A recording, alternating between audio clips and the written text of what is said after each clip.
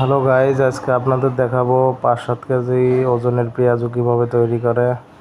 ছোট ভাই পেঁয়াজু তৈরি করতেছে। মরিচ পেঁয়াজ সব কিছু নিয়ে একসাথে মাখানো হচ্ছে। এখন একটু পর চুলায় তুলে দেওয়া হবে। সব কিছু আয়োজন শেষ।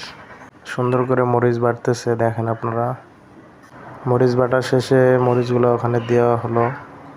তারপর এখানে কিছু ময়দা মেশানো হবে। ময়দা মেশানোর পর আবার 2 হাত দিয়ে লাড়াচাড়া দিয়ে মাখানো হবে।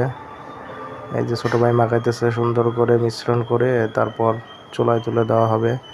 এখান থেকে তৈরি হবে 5-7 কেজি ওজনের পেঁয়াজু। তেল দেওয়া হলো, সুন্দরভাবে দিতেছে কড়ার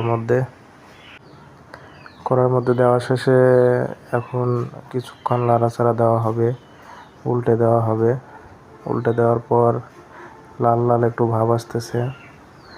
বেশ কিছুক্ষণ জাল দেওয়ার পর একটু লাল লাল ভাব আসতেছে, উল্টায় দেওয়া হচ্ছে এপাশ ওপাশ করে। ওয়াও, কত সুন্দর পেঁয়াজু হয়েছে! এই দেখুন, লাল রঙের একদম 7-8 কেজি ওজনের পেঁয়াজু। অনেক মুখরোচক খাবার। যারা খেতে চান অবশ্যই কমেন্ট করে জানাবেন।